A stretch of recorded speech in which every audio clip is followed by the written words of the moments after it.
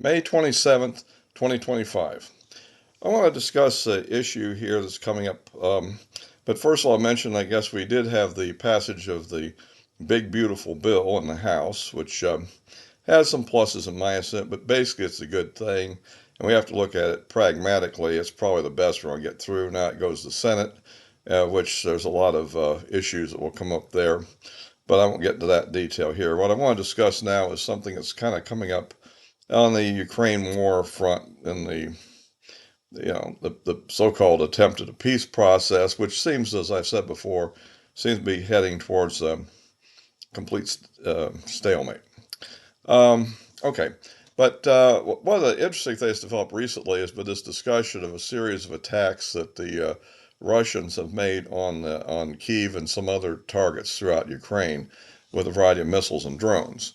And and this has come under a great criticism. Has been what I find interesting is that nobody's mentioning exactly why this actually occurred, and that is that prior to those attacks was a massive drone attack launched by the Ukrainians using probably over 1,000 drones over a period of a few days, moving to target Moscow.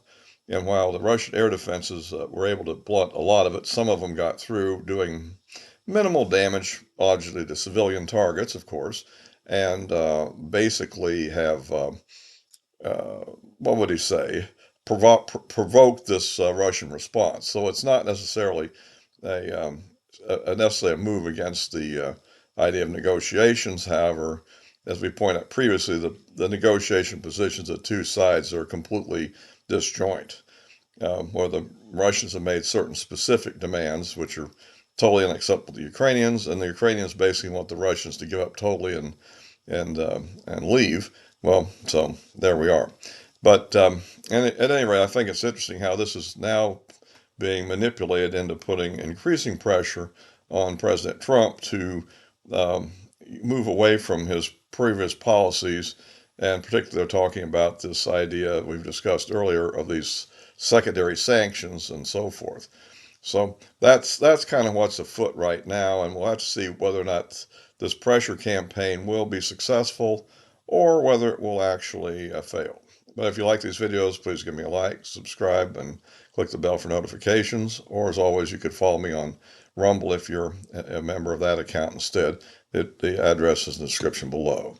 So that's kind of my way of looking at it. And I think another thing to consider in all this is that we will have this will have complications in our trade negotiations if, in fact, these secondary sanctions, which are essentially demanding that Russia completely cease being able to sell oil to anybody and a few other things, which will then lead to us to a situation where there'll be I presume, a world shortage of oil because obviously these countries like China, India, and so forth will have to go on the world market and particularly the Middle East and start buying up oil, competing with other countries, which will then cause an escalating price of oil. And I think this is enough to actually have an economic impact that will be noticeable, probably pushing countries that are teetering on recession into recession. I don't know how much effect it will have in the U.S., which is mostly self-sufficient right now in its energy needs, I think, in terms of oil particularly. But and it certainly has excessive natural gas. So that may not affect our economy immediately, although it will affect the rest of the world economy. And of course, we already have the ongoing situation of the trade negotiations and various sanctions, which will be significant. I think one of the reasons why President Trump is reluctant to uh, uh, put on secondary sanctions is because of the economic impacts affecting his own policies as much as anything else. Of course, we have all these fake things that somehow he's unduly influenced by Putin or so forth, which I don't think is the case at all. But I think in a lot of ways, we're coming to a head where something may very well happen, and I don't know exactly what it will be. Whether they really go with these full secondary sanctions and what the other, and I think it's still up in the air whether or not that will actually stop the Russians in some fundamental way, or whether it will just encourage them to take more aggressive steps. We also have the recent decision of all the European countries to essentially um, drop all their restrictions on the use of the weapons they provided to Ukraine, particularly the various Scalp missiles and the Storm Shadows and the new Taurus missile that's going to be introduced by Germany, which is a bit, it's just a little bit longer ranged, although that's still got to be integrated into Ukrainian weapon systems, so that's still kind of in play. And of course, what sort of escalation might come, we don't know. I think the other danger I see is if Russia is totally shut down of exporting oil completely.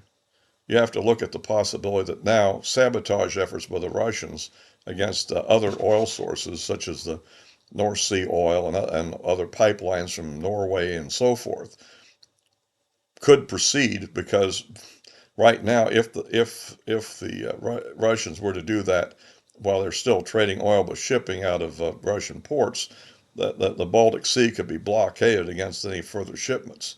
But if in fact it is shut off, then the deterrence to doing sabotage operations might be reduced significantly, and that then could lead to other escalatory responses.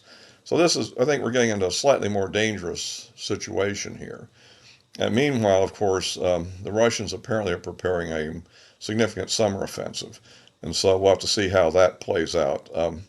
And we seem to be seeing also a situation where diminishing supplies of Western weapons are available to be provided to Ukraine, even if they wanted to.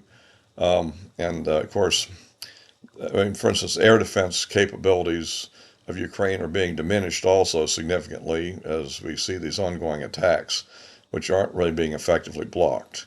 So anyway, we'll have to, wait and see how that all plays out. But I think that is the situation, and it's getting, I think, perhaps a little more dangerous. One of the bad things I think about the U.S. pulling out of the leadership role is that we're leaving the Europeans to their own devices, and they're probably then counting if they get in trouble that we will come to their rescue, which is unclear. So anyway, that's kind of what I think about that subject for now, and I'll be wrapping this up and posting this on YouTube and Rumble as always.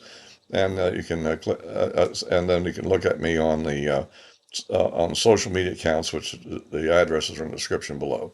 So all for now.